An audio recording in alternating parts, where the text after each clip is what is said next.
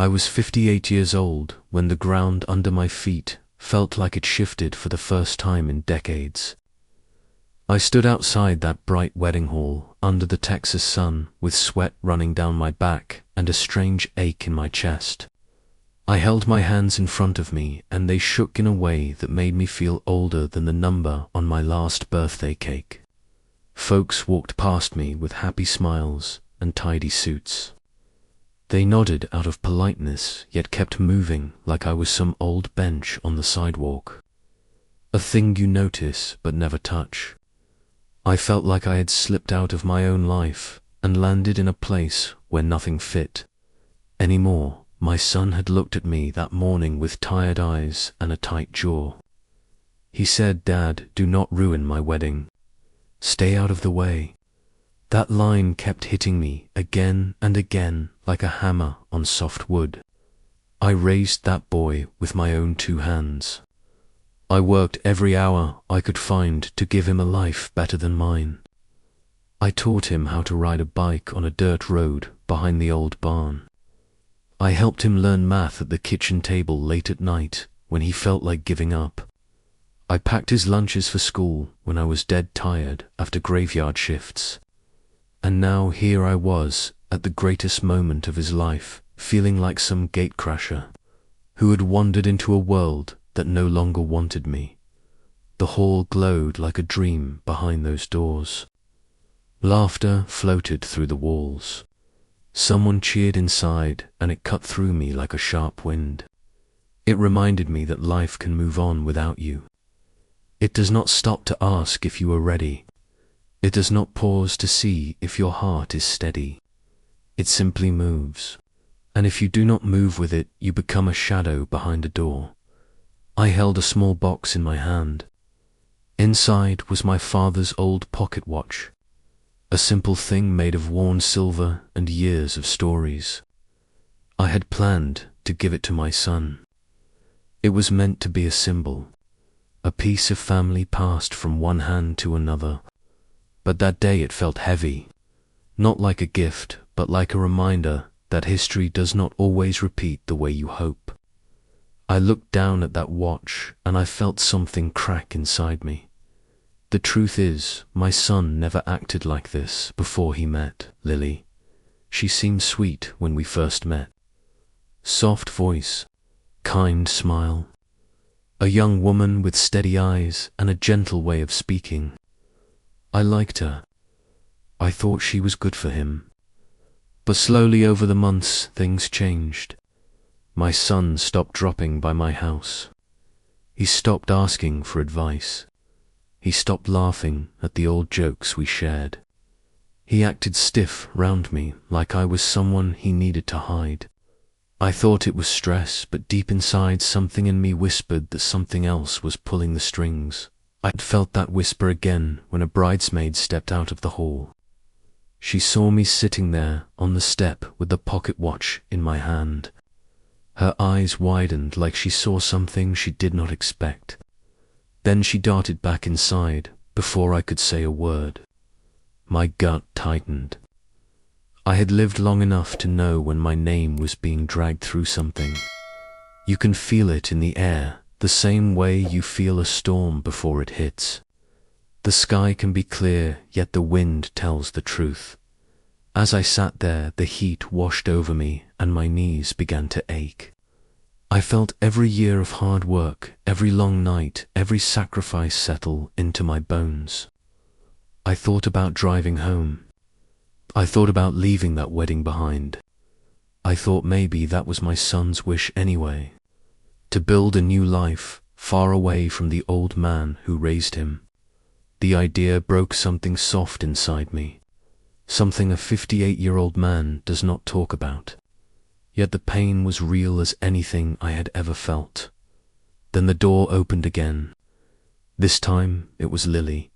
She stood there in her white gown, looking like she stepped out of a painting. Her hair was pinned with soft curls. Her eyes searched the hallway until they landed on me. I saw something flicker across her face. Not anger, not annoyance, but worry. and that worried look told me more than a full conversation could have. She walked toward me, with slow steps, like she feared what she might hear. When she reached me, she asked, "Why are you out here?"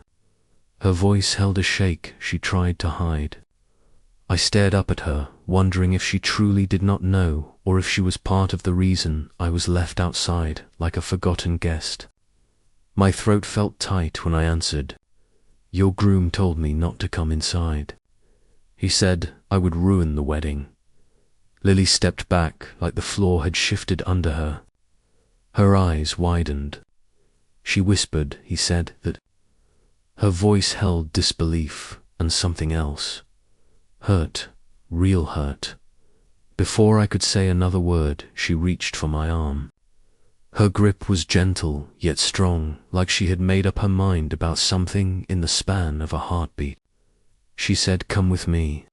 And in that moment, my whole story changed direction. A father who had been pushed out, suddenly pulled back in by the bride. I felt a spark inside me. Not hope yet, not relief. Something closer to a steady fire. The kind that burns slow but bright. The kind that rises inside you when truth is about to break out of the shadows. That moment was the beginning of everything. The moment that led to secrets uncovered, lies dragged into the light, betrayal sharper than any blade, and justice that no one in that wedding hall saw coming. Not even me. This is the story of how a father stood outside, yet found his way back in. How love twisted under pressure. How family cracked under lies. And how one truth pulled everything into the open. This is my story, told in my own tired, steady 58-year-old voice. A voice that learned something important that day. Love should never be pushed past its breaking point, because when it finally snaps, it does not go quietly, and you're about to see exactly what happened when mine did. Lily held my arm the whole walk back toward. That door, and her grip felt stronger than it looked. It was not the strength of someone trying to drag me. It was the strength of someone who had made up her mind about something important.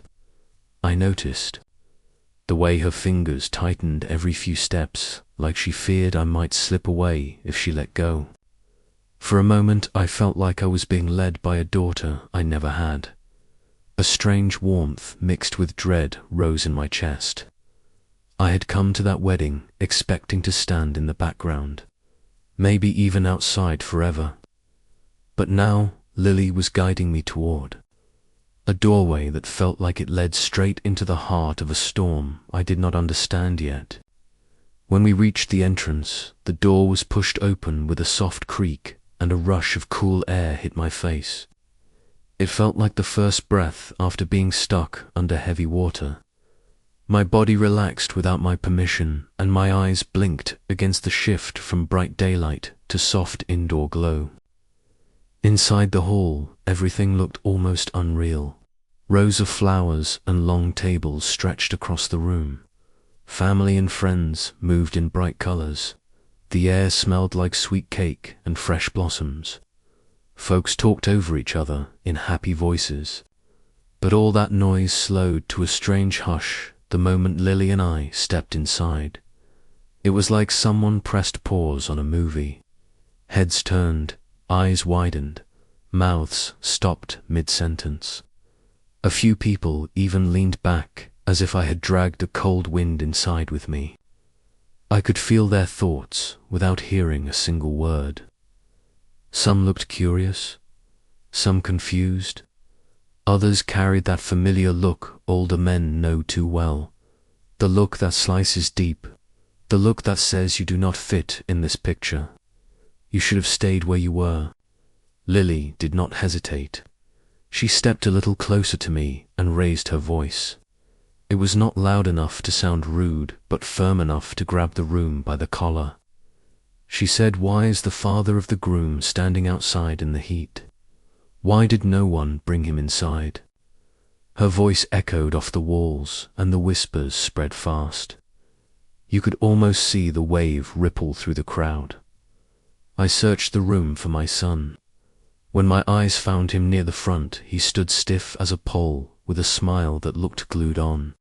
His shoulders tensed, his jaw tightened. He looked like a man caught between two choices he did not want to admit to. The second he saw me, his fake smile flickered. Then he started walking toward us.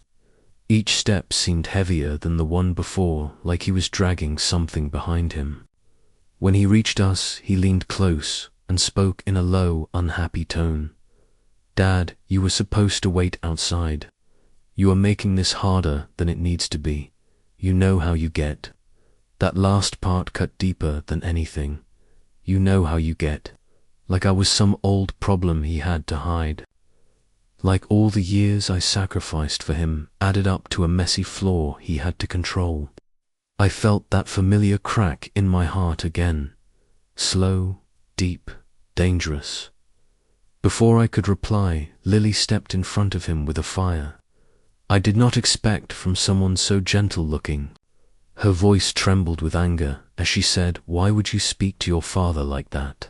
Why would you exclude him when he raised you alone, when he did everything for you?" People around us leaned closer, trying to catch every word. Weddings bring out strange truths. Folks pretend they are only there for celebration, but they watch every moment like a show. And this moment was pulling their eyes like a magnet. My son looked trapped. His eyes darted around the room like he hoped someone would step in and rescue him from the truth being spoken. Then he set his jaw and said, "Lily, you do not understand. My dad says odd things sometimes. He acts awkward. I just want today to be perfect." He acted like I was a rusty lawn chair someone hides in the shed before guests arrive. Hearing him speak like that made something old and tired inside me tighten. All the years of late shifts, all the nights I carried him when he was sick, all the days I stood in the sun at his little league games, they all rushed back at once, and they did not feel like happy memories anymore.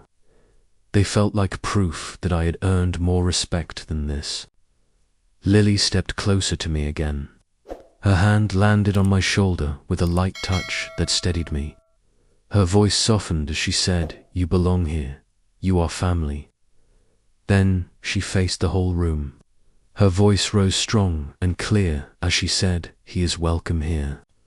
Anyone who disagrees can step outside." A couple of guests clapped. Some nodded quietly. Others turned away, pretending they had suddenly found something interesting on the wall. You can always tell who has a backbone and who folds like paper. That room showed plenty of both. I looked at my son, hoping he might soften his stance, hoping maybe that spark of the boy he once was would light up in his eyes. But instead he clenched his jaw again and muttered, "Fine. Dad can stay. Just do not talk too much. And stay near the back so you do not draw attention." He said it with the tone someone uses when they agree just to end a fight, not because they mean it. Lily stared at him like she was seeing a stranger. Her eyes glistened and she whispered, "Something is wrong with you. This is not like you." Then she slowly stepped away from him, as if his words had pushed her back without him touching her. My son walked off without looking at me again. He straightened his jacket and joined his friends, who acted like nothing had happened. I stood there in the middle of the hall, feeling small for the first time in a long time. Smaller even than the days I worked double shifts just to pay bills. Smaller than the nights I ate leftovers while saving the better food for my son. I felt like I had reached the part of life where grown children act like their parents are old furniture, to be moved aside so the new pieces can shine. But something else rose in me too. Something older and stronger. A quiet kind of anger. Not the wild kind. Not the loud kind. The steady kind. The kind that comes from years of holding a family together through storms that should have broken us. It curled in my chest like a flame that refused to die. Lily stepped closer and lowered her voice. Her grip tightened on my arm again as she said, "There is more going on than you know. I promise you will understand everything soon." Her eyes held a fear she tried to hide. The kind of fear that comes from keeping a heavy truth locked up too long. That was the first moment I realized I had walked into something much deeper than a simple misunderstanding. Something was wrong. Something had been wrong for a long time. And this wedding was the place where the truth was about to break free. I stood there knowing one thing for certain. That doorway might have led me into the hall, but it also led me into a story I was not prepared for. A story that would shake every belief I had about my son, about Lily, and about the life I thought I had built. And I was about to discover exactly how deep the cracks went. The ceremony wasn't even close to starting yet, and the hall buzzed with the kind of soft, nervous energy you only feel at weddings. People adjusting ties that were already straight, smoothing dresses that didn't need smoothing, whispering about nothing and everything because silence felt too heavy. The sunlight pushed through the tall windows in soft stripes, catching on decorations that probably cost more than my entire monthly pension. Lily gently touched my arm, guiding me through the rows of chairs. She didn't take me to the back like my son insisted. No, she brought me to a seat near the middle, in clear sight of everyone. "Sit here," she whispered, as if the chair itself was something sacred. "When the time comes, I want you close." Her voice carried something warm, something kind, something that made the ache in my chest loosen for a moment.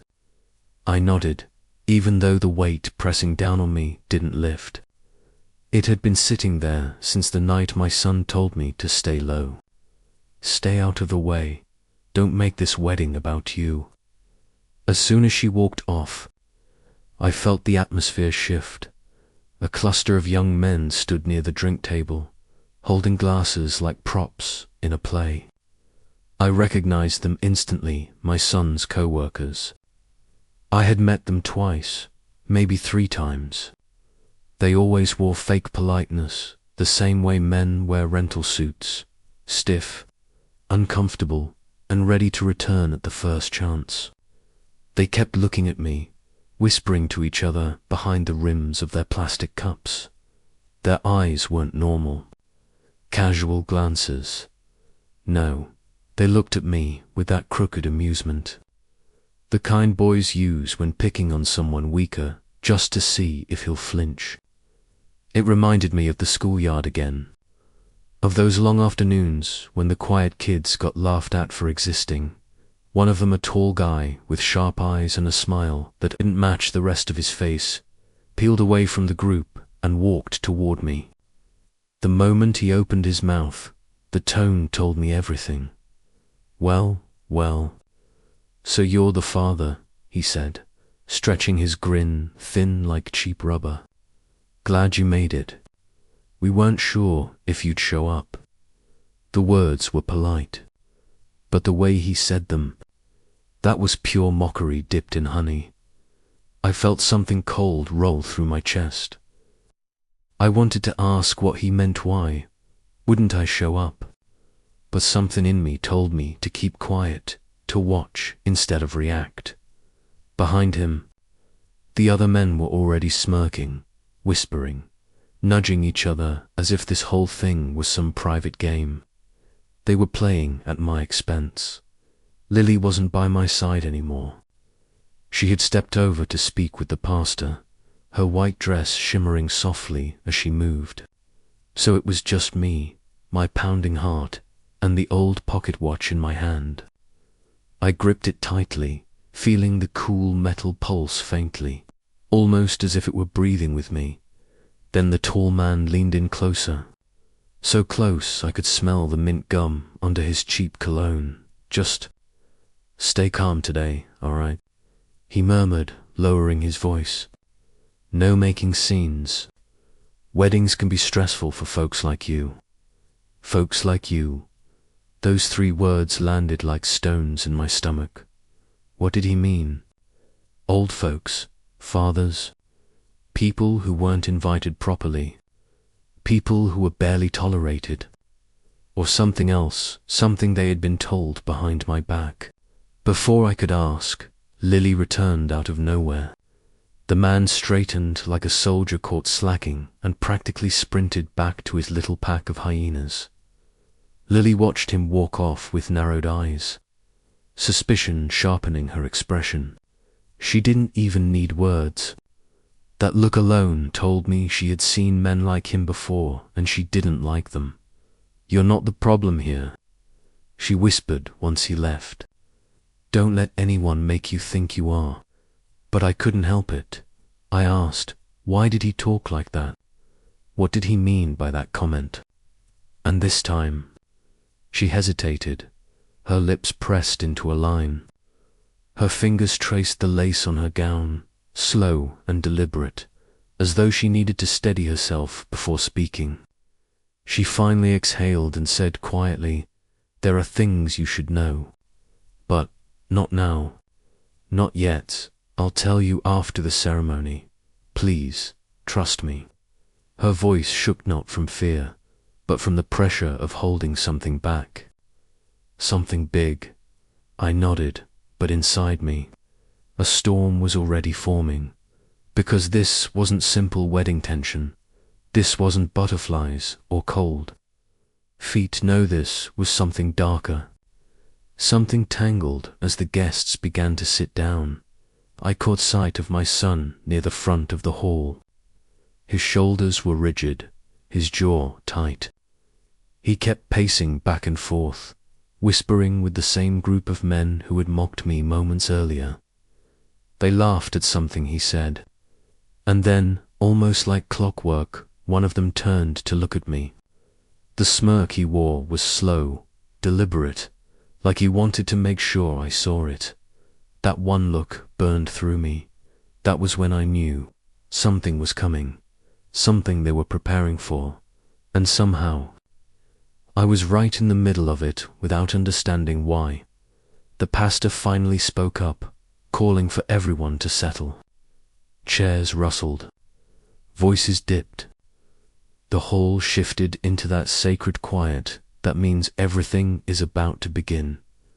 Lily stepped toward the aisle, bouquet trembling slightly in her hand. When she looked at me, she managed a small, hopeful smile, a smile that begged me to be strong for just a little longer. I nodded back, even though confusion, fear, and dread twisted up inside me, like roots around my lungs. The music swelled. Everyone stood. The ceremony began, but inside me, something was boiling, a pressure like a sealed pot left on high flame, dangerous and ready to explode. My son was hiding something. His friends were hiding something.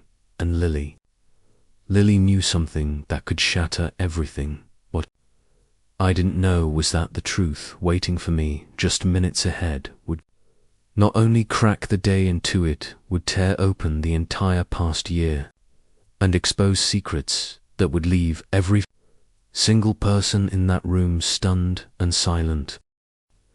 Lily walked fast, almost a fast tass. She led me down the quiet hallway behind the wedding hall, her fingers trembling so violently that even the lace on her dress quivered with her steps. When we reached the farthest corner, away from all the music and chatter, she finally stopped. She pressed one hand flat against the wall, as if she needed something solid to hold her upright.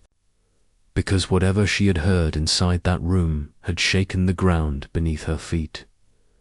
I stood a few steps away from her, unsure of what to say, unsure of what was about to come out of her mouth. The fluorescent light above flickered faintly, giving the hallway a pale, washed-out glow. And for a moment I felt like I was standing inside some kind of dream, one of those slow, painful dreams where you already know the ending will hurt, but you still can't walk away from it. Lily lifted her head, and even though she tried to steady her breaths, each inhale came out ragged, sharp around the edges. Her mascara had smudged just slightly beneath her eyes, not enough to ruin her makeup, but enough to show how deeply the truth had cut her. "He told me everything," she whispered. Her voice was barely more than a breath. I felt a coldness spread across my back, the kind you feel when someone opens a door during winter and the wind crawls across your skin. I swallowed. My throat felt thick and dry. "What did he say?" She looked at me like she was afraid the words might break me. Maybe she was right. She wiped the corner of her eye with the back of her trembling hand, took a slow breath, and finally spoke. "Your son has been telling everyone at his workplace terrible things about you." My heartbeat stumbled. A cold pulse of dread ran through me. She continued, her voice fragile but determined. "He said you're unstable, that you have anger issues, that you embarrass him in public, that you ruin events. He told them you drink too much, that you don't know how to act around people. He said inviting you to the wedding would be a risk." The last word barely made it past her lips. I felt something inside me collapsed, not loudly, not in a dramatic, shouting way, but silently, deeply, like the quiet crumbling of old beams in an abandoned house. My breath left me in a slow, broken exhale. I stared at Lily, then at the floor, then at nothing at all. My voice scraped its way out. "What? Why? Why would he say any of that?" She nodded, her face full of grief, not for herself, but for me, for what she was forced to reveal. "I know none of it's true. I knew from the moment I met you. You were kind. You were gentle. You were careful with everything you said. For months he painted you as this huge problem. And then I met you. And I remember thinking, how could this sweet man be the same person he described? That hit harder than anything, because I had spent years, decades, being the opposite of everything my son claimed. I had lived carefully, spoken gently, worked myself to the bone just to give him a life he wouldn't have otherwise had. But Lily wasn't done. She took a long breath, her chest rising slowly like she had to pull strength from somewhere, deep inside herself. He didn't just tell these stories once or twice. He told them for months. It started as little jokes at work, comments that made him sound funny or stressed. But then he started exaggerating, and then lying, and his friends believed him. They laughed behind your back. That's why they kept looking at you the way they did today. They thought they already knew you.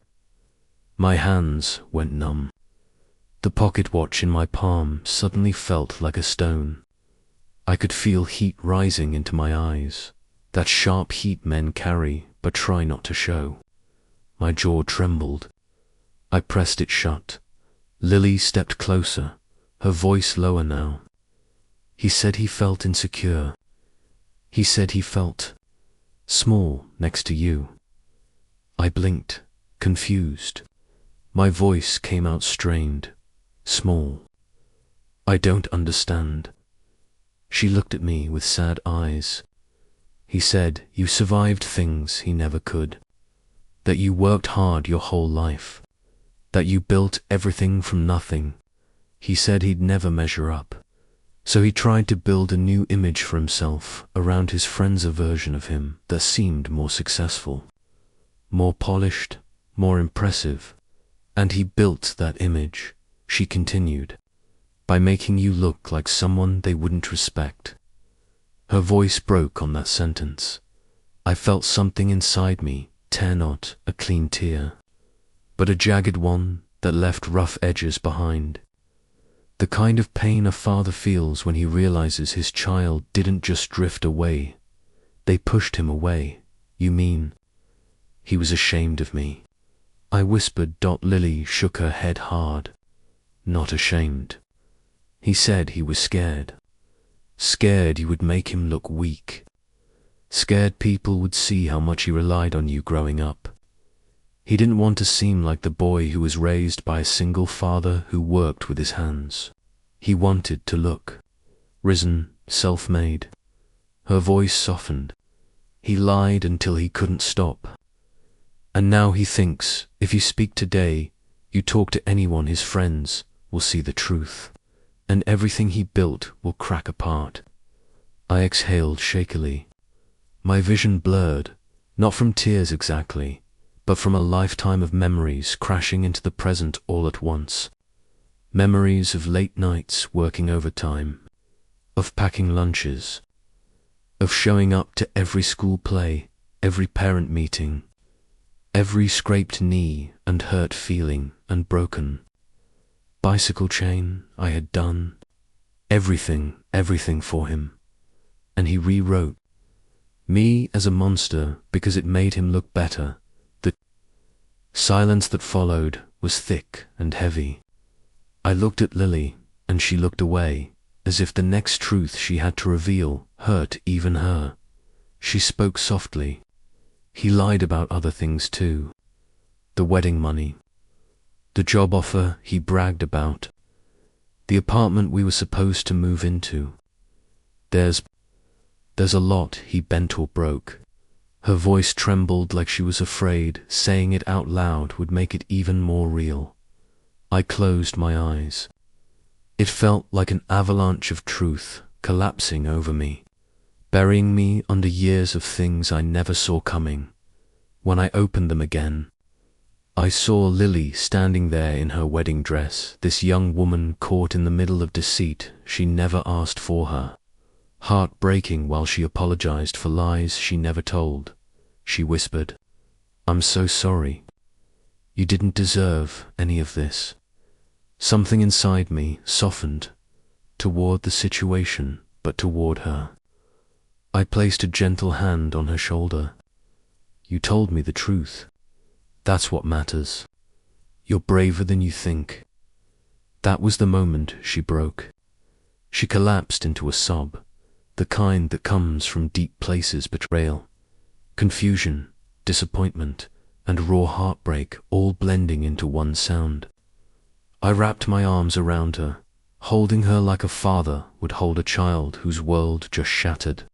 Her shoulders shook with every sob, her cries muffled against my chest. It felt like we were both grieving, something, her grieving the man she thought my son was, and me grieving the boy I raised who had turned himself into someone I didn't recognize. After a long moment, she stepped back, wiping her face with trembling fingers. Her eyes were red, but there was a new fire beneath the hurt, something fierce, something resolute. "I'm going to confront him," she said. Her voice was no longer shaking. "In front of everyone. I can't marry a man who builds his life on lies." I gently held up a hand. "Not yet," she blinked. "Why not?" "If you confront him now," I said quietly, "he'll panic. He'll twist your words. He'll lie more. He'll paint you as emotional. People like him, they scramble when the walls start closing in. If you want the truth to come out clean, let him speak first. Let him reveal himself." She hesitated, then nodded slowly. She understood. Sometimes the truth had to be exposed, not forced. "And when he does," I added, "we'll tell the real truth." This time, when she nodded, it wasn't with fear. It was with strength. "Thank you," she whispered. We took a breath, then another. Together we walked back toward the ceremony, our steps slow and heavy. The air felt different, thicker, almost electric. People inside the hall sensed something was unfolding, even if they didn't know what. Heads turned, voices lowered. The tension clung to the room like the air before a thunderstorm cracks open the sky. But what none of them knew, not Lily, not my son, not a single person in those decorated rows, was that the biggest truth of the day, the one truth that would split everything apart, that truth was still waiting to be uncovered, and it would change everything forever. When Lily and I stepped back into the reception hall, it was as if the entire building inhaled and held its breath. Every whisper, every rustle, every shifting chair froze mid. People who had been casually chatting earlier now stared at us with wide, uneasy eyes. The atmosphere felt thick, almost humid, dense enough that it clung to the skin. The pastor, who had been pretending to read his small booklet to avoid the awkward pause, raised his head slowly, his fingers trembling slightly as if the pages carried a weight far beyond paper. The guests sat poised like an audience, who suddenly realized the play had stopped being entertainment and turned into something real. My son, standing alone at the front, looked like a man waiting for a verdict he wasn't sure he would survive. His shoulders, earlier held high with false confidence, sagged now under the invisible pressure of truth he could no longer outrun. His hands fidgeted at his sides, opening and closing in frantic, nervous movements. His eyes shot from the pastor to the crowd, to the door, and finally to Lily as she walked toward him. He swallowed hard, his Adam's apple bobbing like he was trying to get rid of a lump of fear.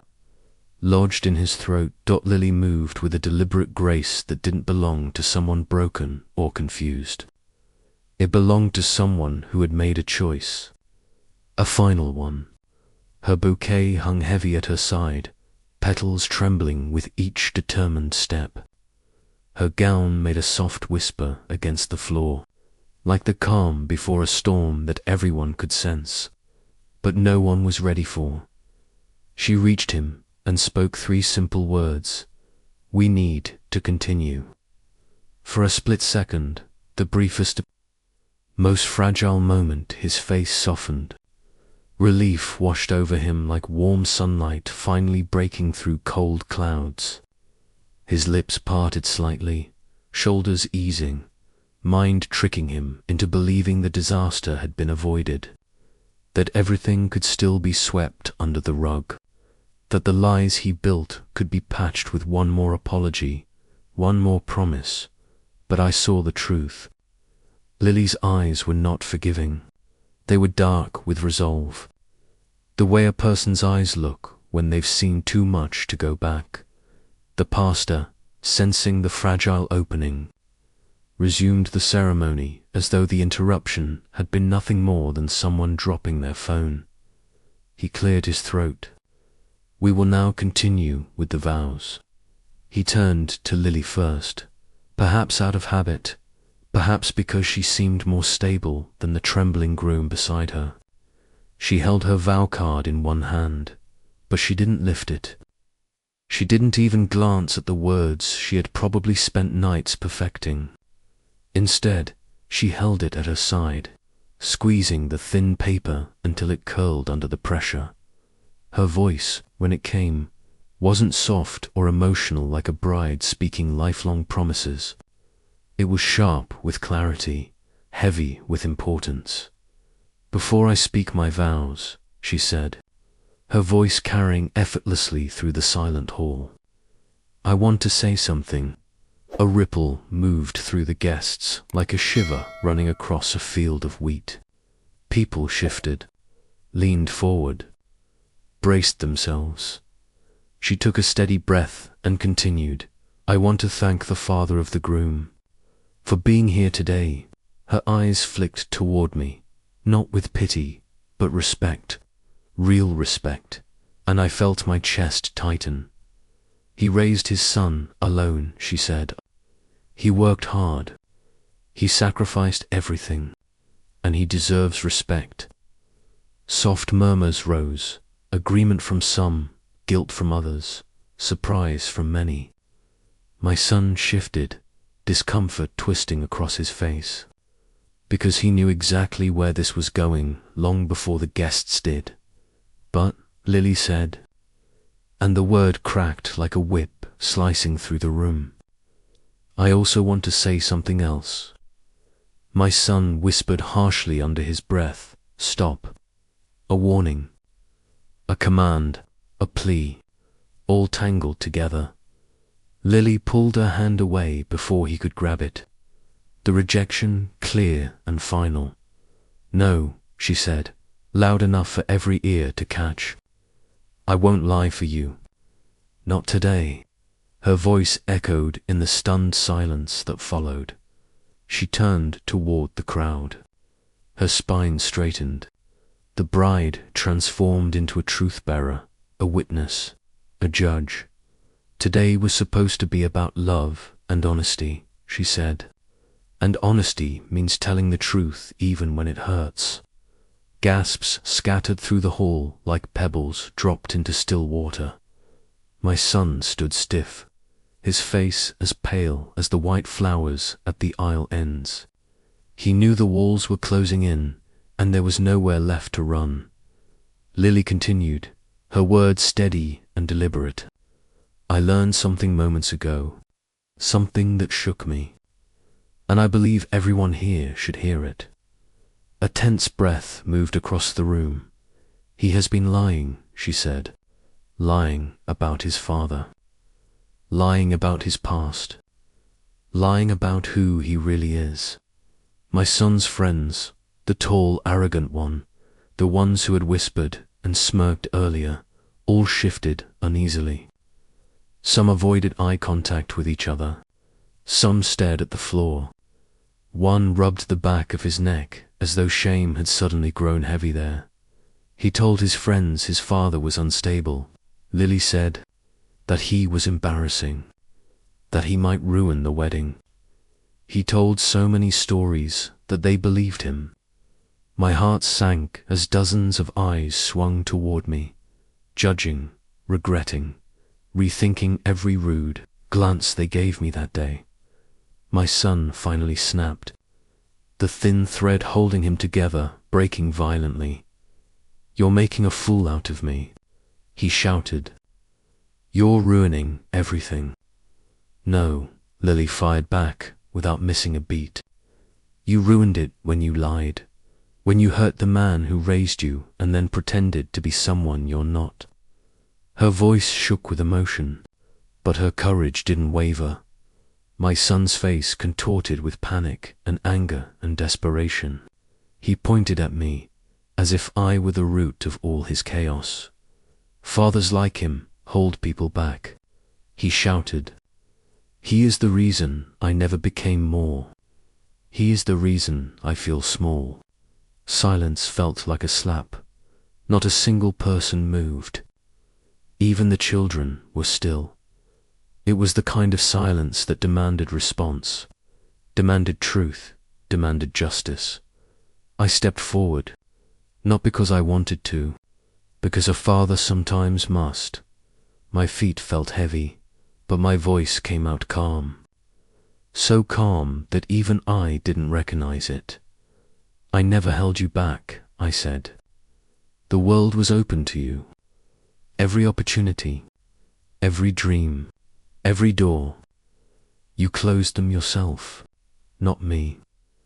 My son stared at me with wide, stunned eyes, as if hearing the truth for the first time in his life. I was proud of you, I continued, even when you fell, even when you struggled.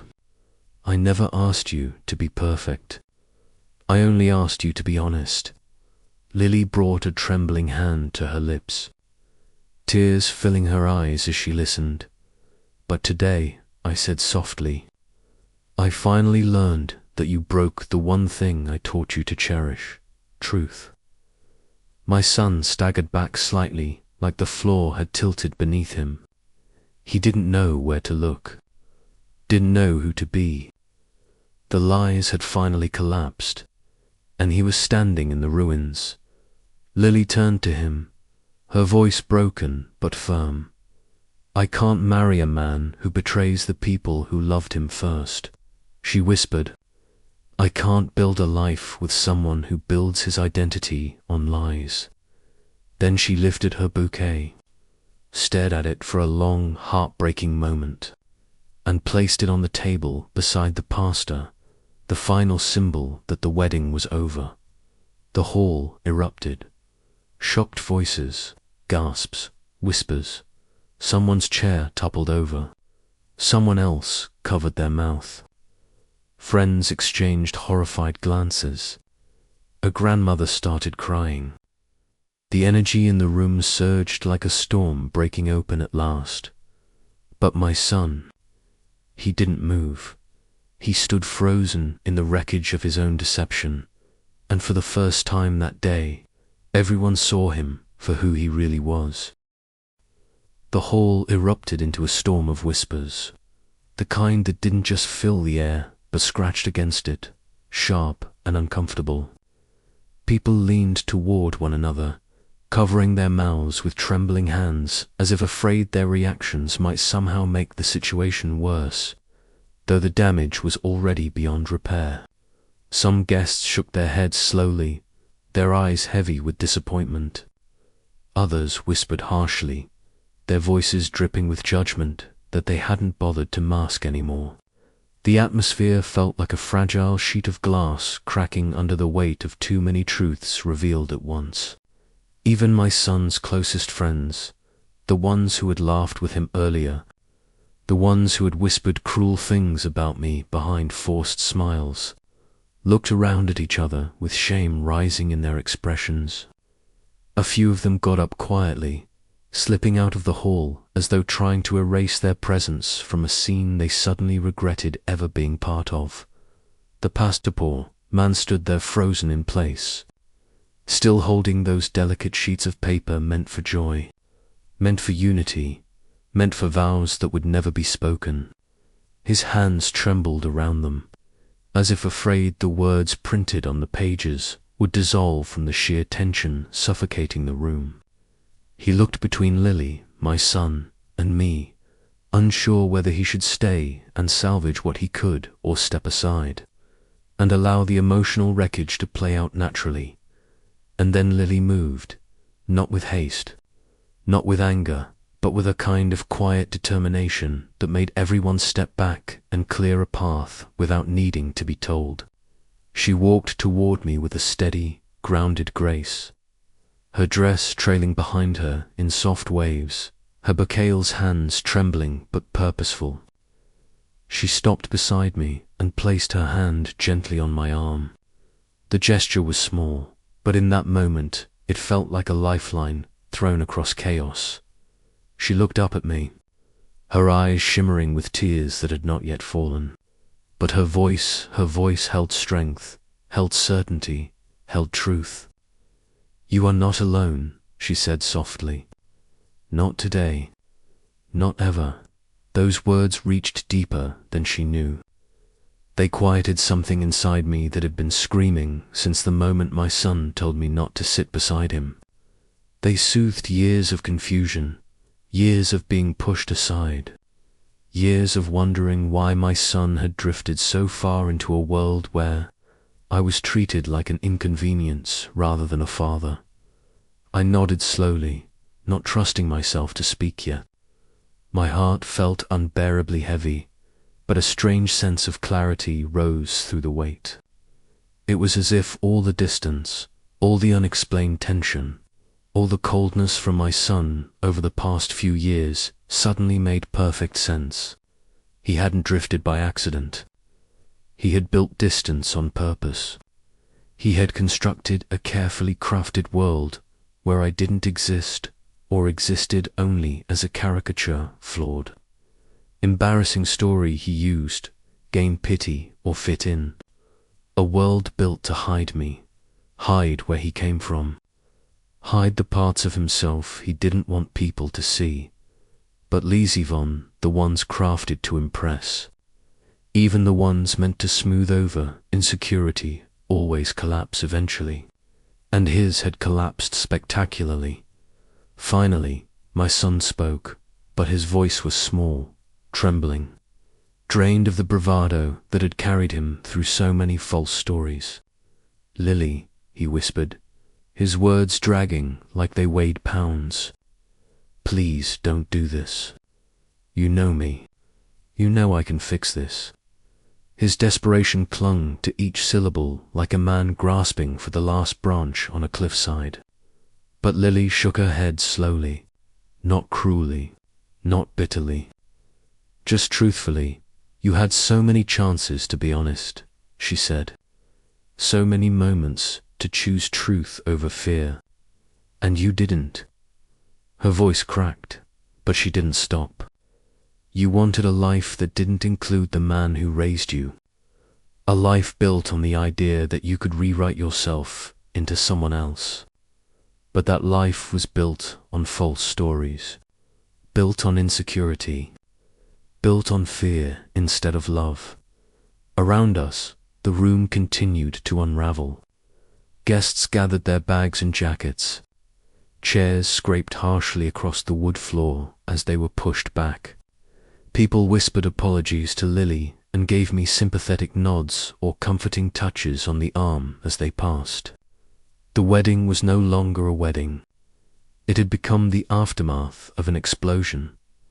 My son's eyes darted frantically from person to person, searching for anyone who might still be on his side, someone who might help him salvage even a shred of dignity. But all he saw were faces filled with disappointment or pity. And then he turned to me. His eyes were wide, panicked, glistening with tears he didn't want to release. "Dad," he said, his voice cracking. Tell her you forgive me. Tell her I was just stressed. Tell her everything is fine. Please, please, just tell her, forgive." It was such a simple word, but in that moment it felt like trying to lift something too heavy, too painful, too fresh. Forgiveness wasn't impossible, but right then, it felt out of reach. I stepped closer, placing a gentle hand on his shoulder. He flinched slightly at the contact, like a child who had forgotten what comfort felt like. "Son," I said softly, "I love you. I will always love you. But right now, you need to face what you did. You need to stop running. Running from the truth brought you here. Running again won't save you." His lips trembled. His jaw clenched. He shook his head like a stubborn child, refusing to hear the lesson life was handing him. He looked to Lily next, then to the small cluster of guests still lingering out of disbelief. But none of them stepped forward to shield him from the consequences he'd created. An elderly woman, someone I vaguely recognized from his mother's side of the family, stood up suddenly from her seat. She lifted her chin and said in a clear, unwavering voice, "Young man, your father did nothing wrong. You should be grateful he is even here. Many of us would give anything for a father like him." Her words struck the room like a well-aimed stone. Heads nodded. Murmurs of agreement spread. Some guests even patted her shoulder for saying what they didn't have the courage to dot. My son stared around helplessly, looking smaller and smaller as reality closed in around him. His hands shook as he brushed them across his face, dragging them down slowly as if trying to wake up from a nightmare he had built with his own hands. I just wanted to be seen as more," he whispered. "I wanted people to respect me. I thought if I changed my story, I thought I could change everything." I shook my head gently. "Son, respect doesn't come from lies. It comes from truth. From who you really are, not who you pretend to be." Those words hit him hard. You could see it ripple through his body, the way his shoulders slumped, the way his breath hitched, the way something inside him finally shattered. He looked down at the floor like he was afraid to meet anyone's eyes again. Lily stepped forward slowly. Her anger was gone, replaced now with a quiet sadness that felt heavier than any rage could have been. "I didn't need you to be perfect," she said softly. "I didn't need flashy stories or fake achievements. I didn't need you to impress anyone. I needed honesty. I needed kindness. I needed loyalty." Her voice broke. "And you failed at that." She paused then, letting the words settle, letting him feel the weight of what was lost. "I hope," she finally said with a trembling breath, "that one day you learn from this. I truly do, but that day is not today." She took one step back, then another, and another, leaving him alone at the center of the hall. The guests finished filing out, their footsteps echoing through the hollow space. Lily walked toward the exit, her mother following her with a hand pressed to her daughter's back. The pastor closed his booklet with a heavy sigh and quietly slipped away. The bridesmaids gathered their things in silence. Someone turned off the music. The lights dimmed one by one, and my son, he sank into a nearby chair as though his legs had finally given up. He lowered his head and covered his face with both hands, gripping hard as if he could somehow hide from the truth pressing down on him from every direction. That image of my grown son folded in on himself, mourning the life he'd destroyed with his own deception, burned itself into my memory. And I knew then, standing in the wreckage of what was supposed to be his best day, that this moment would become the turning point of everything that followed. The hall began to empty like a slow exhale after a long-held breath, the kind that leaves your lungs burning on the inside. Moments earlier it was filled with music, chatter, the glow of hope, and the soft hum of a future being stitched together. Now it was just a space where echoes wandered, confused about where everyone had gone. The decorations looked almost embarrassed to still be standing, like balloons forgotten after a child's birthday. The fairy lights blinked uselessly, their warm glow falling over tables that no longer held meaning. Even the cake, beautiful and tall with white frosting and gold accents, stood untouched. Its purpose dissolved the moment the truth spilled out. The flowers arranged with care now felt like props in a play that ended too soon, their beauty unable to soften the ache hanging heavy in the air. I sat there with Lily beside me, the two of us surrounded by a silence too loud to ignore. Her hands trembled slightly on the tablecloth, the lace edges lifting with each shiver. She had stopped crying by then, though her eyes remained red, her breathing still uneven from the emotional storm she had just walked through. She looked around the room like she was trying to understand how something so full of promise just collapsed. She finally whispered, her voice thin but steady enough to hold, "I never imagined this. I thought your son was honest. I thought he was steady. I had no idea he was hiding so much." Hearing her say that pierced something deep inside me. I stared at her for a moment, this young woman who had entered our lives with hope, with grace, with a love I believed would lift my son into a better man. And now her heart sat cracked open in front of me because of the lies he built like walls around himself. I felt sadness for her, heavy and deep. Sadness for my son, too, because somewhere along the way he lost his grip on truth and thought pretending would make him enough. Anger flickered inside me at the choices he made, choices that didn't just hurt him, they wounded everyone who cared for him. And yet, beneath it all, there was a strange relief. The truth, ugly as it was, had finally surfaced. No more pretending, no more shadows, no more holding my breath, waiting for his created world to crumble. It already had.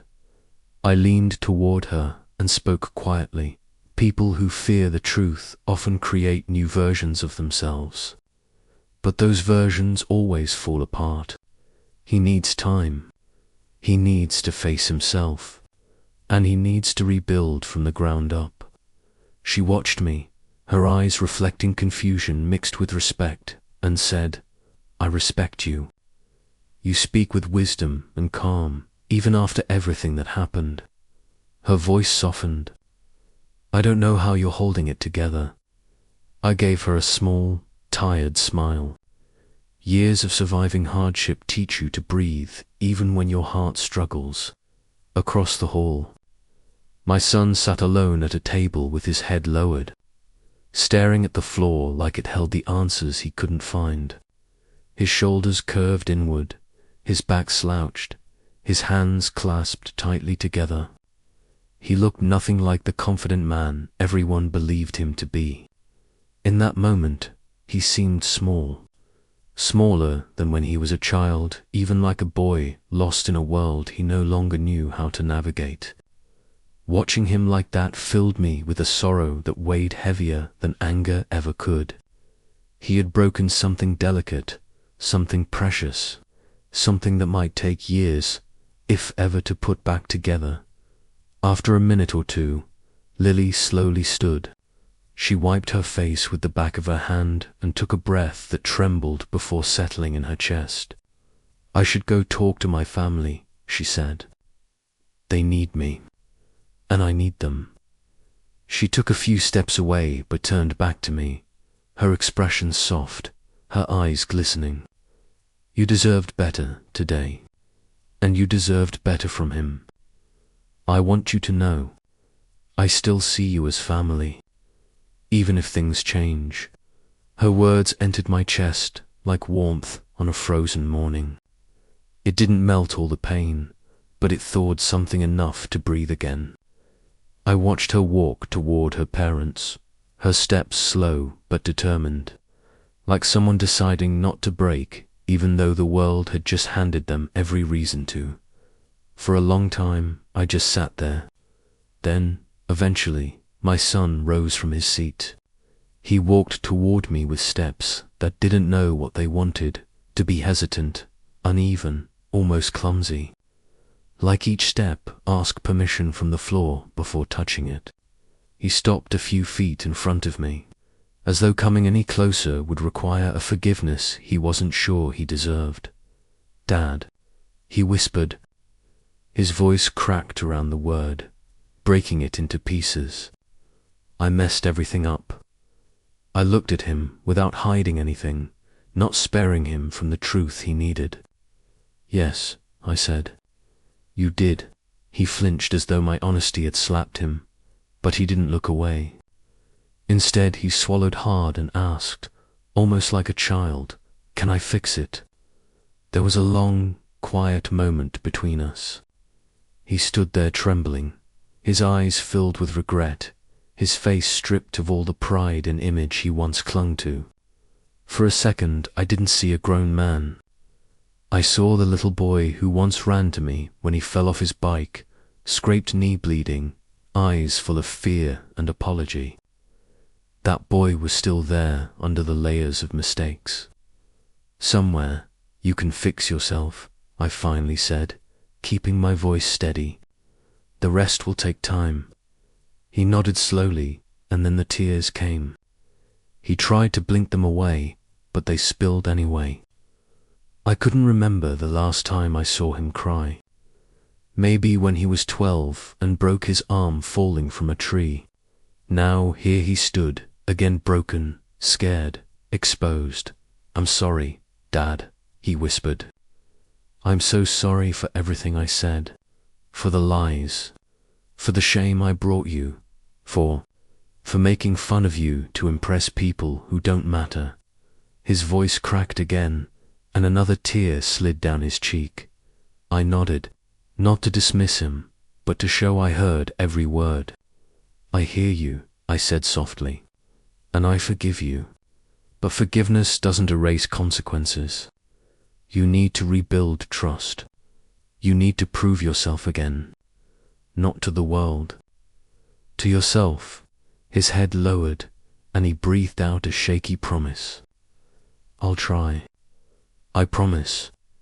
The hall lights began to dim as the staff moved quietly around us, folding tables, stacking chairs, sweeping away confetti from a celebration that never truly happened. The day had ended, its weight settling into the bones of everyone who had witnessed the truth unfold. Yet, despite everything, shattered plans, dreams, trust, one thing remained. A thread. Thin, fragile, delicate, but still connecting father and son. Still holding, even if barely. And sometimes, a fragile thread is enough to begin again. Weeks slipped by after the wedding that never became a wedding, and in that time the world around us did exactly what the world always does: it talked. It whispered first, then murmured, then carried the whole story like wind scattering leaves across a neighborhood. Friends heard, neighbors heard, old coworkers found out. People on the street who barely knew our names suddenly had opinions. People chose sides because that's what people do when they don't carry the weight of the truth themselves. Some judged my son harshly, some blamed Lily, some blamed me. But what surprised me, what warmed a part of me that had been cold for so long, was how many people showed quiet support. How many nodded at me with sympathy. How many approached Lily with gentle words. How many said, "We saw what happened. You didn't deserve that." For the first time in a long time, the truth wasn't something I had to defend. It stood on its own and people recognized it. My son stayed with me after everything fell apart. He didn't ask like a man asking a favor. He asked like a boy who didn't know where else to go. He said he needed space. He needed silence. He needed air that wasn't full of reminders and stares and the sound of his own mistakes echoing back at him. At first, having him home again was strange. There was a heaviness between us, like old dust stirred up from a forgotten attic. He moved through the house like he didn't quite belong in any room, like he was borrowing space instead of living in it. Meals were quiet. Evenings were quiet. Mornings were painfully quiet, but little by little the silence softened. A word here, a sentence there, a sigh, a question, a small laugh that surprised both of us. Honesty, once dead between us, began to breathe again. He started doing things around the house without being asked. Washing dishes, sweeping the porch, fixing a hinge on a cabinet door that had squeaked for months. There was something therapeutic in the way he moved, slow, focused, trying to make broken things functional again. Maybe hoping he could learn how to do the same with himself. In the evenings he began joining me on the porch, where we would sit side by side, watching the sky turn from blue to peach to deep amber. Sometimes we talked. Sometimes we did NT, but even silence felt like progress, like we were sharing something instead of avoiding something. It was one of those evenings, the sky glowing gently before sinking into dusk, when he finally let his walls fall. He took a deep breath like he had been holding it for years and said, "Dad, I felt like I was living below everyone, like I was NT enough, like my life needed a shinier story just so people wouldn't look at me and see nothing special. So I started lying. About work, about money, about everything. Small lies first, then bigger, and then I didn't know how to stop. I didn't know how to be honest anymore. I turned my head toward him, studying the boy I raised and the man he became, both of them sitting in the same body. His shoulders were hunched, his hands twisting together, his voice shaking with shame he could no longer hide. I nodded slowly and replied, "Insecurity is a heavy chain, son. It will drag you farther than you ever meant to go until you decide to cut it loose." My words settled between us like stones finding their place. He swallowed, nodded back, and whispered, "I wish I had learned that sooner." In the days that followed, he took steps I never expected from him, not because I doubted him, but because I knew how pride once ruled him. He started therapy, real therapy, not the kind people brag about but never attend. He sat with someone who forced him to look at the parts of himself he avoided for years. And then, with trembling hands and a heart weighed down by regret, he wrote a long, honest letter to Lily. He did not beg, he did not justify, he did not blame. He simply told the truth, every piece of it. And Lily, with her grace intact even after heartbreak, replied with kindness but firmness. She said she appreciated the apology. She said she hoped he healed. But she also said she needed distance. She needed to rebuild herself from the pieces his lies had shattered, and she made it clear the relationship was over. He received her message quietly. He didn't argue, he didn't spiral. He read it twice, folded the phone into his hands, and exhaled a long, broken breath. It hurt him, of course it did, but it also grounded him. Sometimes losing something precious is what finally teaches a person to cherish truth.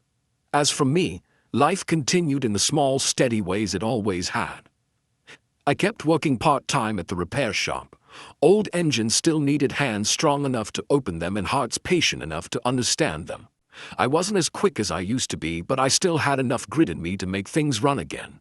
Fixing machines always made sense to me. Machines don't lie. They don't pretend. When something is broken, it shows you where. And when you fix it, it works. Humans are more complicated. But the shop kept my mind sharp and my spirit grounded. My son started coming with me in the afternoons. At first he only watched, then he held the flashlight, then he picked up tools, then he asked questions, and eventually he was elbow deep in grease beside me, his hands learning the language of bolts and gears and stubborn metal. Sometimes we talked about engines, sometimes about life. Sometimes we said nothing, letting the sound of tools and the smell of oil speak for us. And somewhere in the mix of work and honesty, sweat and silence, we found something we had lost years ago. Not perfection, not absolution, but a bond rebuilt from the ruins, slowly, cautiously, honestly. One afternoon, as we wiped our hands on old rags and the sunlight filtered through the dusty windows of the shop, he turned to me with an expression I hadn't seen since he was young. Something soft, something real. He said, "Dad, you taught me something important." I raised an eyebrow, curious. He continued, "You taught me that pride without truth is empty, and truth without pride still stands strong." His words struck me not because they were poetic, but because they were earned. They didn't come from a boy pretending to be wise. They came from a man learning to be better. I looked at him for a long moment, then smiled, small but genuine. Maybe, just maybe, he was finally learning. And in that simple truth, something in my chest finally loosened, like a wound beginning to heal. Months slipped into each other like pages turning in a book you never meant to read so quickly, and before I knew it, the cold sting of the failed wedding had softened into a distant ache, still there, still tender, but no longer raw. Life didn't rush to heal.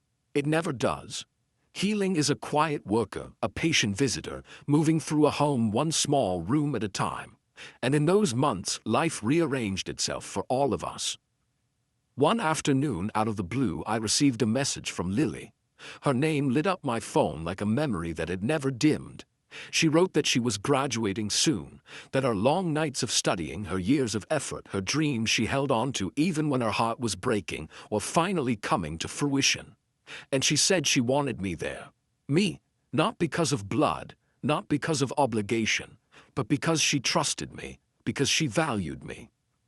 Because in her eyes, I had been a steady presence in a storm that wasn't mine but swept through me anyway. When I sat in the stands that day, surrounded by proud families and buzzing excitement, I felt something warm settle deep in my chest. I watched her walk across the stage under bright lights, her shoulders strong, her steps confident. She held her head high, not like a woman trying to prove something, but like a woman who finally understood her worth. When our eyes met across the hall, she smiled, soft, genuine, grateful. And then she lifted her hand and waved, as if telling me silently, "You mattered in my story. You mattered more than you know." And for a brief moment, it felt like I belonged there, not as a spectator, but as someone she chose. My son did not attend. He said he didn't want her days stained by reminders of what could have been. And for the first time, those words didn't come from guilt or self-pity. They came from maturity, from a humility he fought hard to grow into. That choice, quiet and unseen by the world, was the first real sign that something inside him had shifted, that he was no longer living for appearances, that he had begun to carry himself with accountability. Later that same evening, when the sky dimmed into twilight and we sat on the porch like we often did now, he turned to me with an expression I hadn't seen since he was a boy trying to find courage in hard truths. His voice came out steady but full of emotion as he said, "Dad, I want to be better. I want you to be proud of me again. His eyes didn't run from mine. They faced me, raw and honest. I placed a hand on his shoulder, not as a gesture of pity or correction, but with the warmth of a father who had learned that love must bend if it hopes not to break. And I told him the truth I had carried in silence for years. Son, I was always proud of you, even when you were lost, even when you pushed me away. I never stopped being proud. I was just waiting for you to be proud of yourself. His eyes softened, and a long breath escaped him, as if he had been waiting his whole life to hear those words. Healing didn't arrive all at once, not for him, not for me.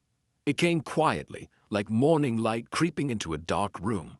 It came in the way he made coffee for us before I woke, in the way he fixed old things around the house without waiting to be asked, in the way he apologized without excuses, in the way he started talking like a man who finally understood his own story instead of running from it. I learned something important during those months, something I had never thought about when I was younger. Age does not protect you from heartbreak. Age only gives you the strength to stand back up. Truth does not shield you from pain, but lies rot everything from the inside out. And respect cannot be demanded like a tax. It grows only in the soil of honesty, patience, and love, slowly but deeply. My son eventually rebuilt his own life from the ruins of the version he tried so hard to fake. He worked, he saved. He made new friends, real ones this time, people who loved him for who he was, not for the image he pretended to be. He learned to speak truth even when it embarrassed him. He learned to admit when he didn't know something. He learned to say, "I'm sorry," without choking on the words. And with time, with effort, honesty, and humility, our bond strengthened again, not in perfect form. The cracks still showed, but cracks aren't weaknesses. They are reminders of where light enters. As for me, I found peace I hadn't felt in years. I stopped wondering why my son had grown distant. I stopped replaying every argument. I stopped guessing where I had gone wrong. Because now I knew the truth, and once truth steps into a room, shame loses its power. Fear dissolves, doubt quiets, understanding grows. Looking back on that awful day, when he told me not to ruin his wedding, when he spoke words that cut deeper than he ever intended, I understand something now that I couldn't understand then. I did not ruin his wedding. The truth did. The truth walked in like an unexpected guest, uninvited but necessary, and tore down the walls built out of lies.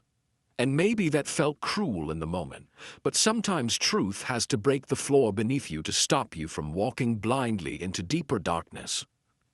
And if someone listening to my story carries old wounds, especially the wounds that come from family, let me tell you something I learned the hard way. Do not hide from the truth. Do not shape yourself into something false just because you fear being seen. Do not push away the people who lifted you when you could not stand. Do not shrink yourself to fit into someone else's illusion. Because life, real life, only builds itself on honesty. And without honesty, everything, absolutely everything, eventually falls apart. This is my story. The story of a father who stood outside. The story of a son who lost himself in his own lies. The story of a bride who chose honesty over comfort. And the story of a family learning to rebuild what mattered most. Respect, love, truth. These three things shape every life, no matter your age, your past, or the mistakes that still echo in your heart. They are the pillars that never fail when everything else does. And in the end, they are the only things that remain standing.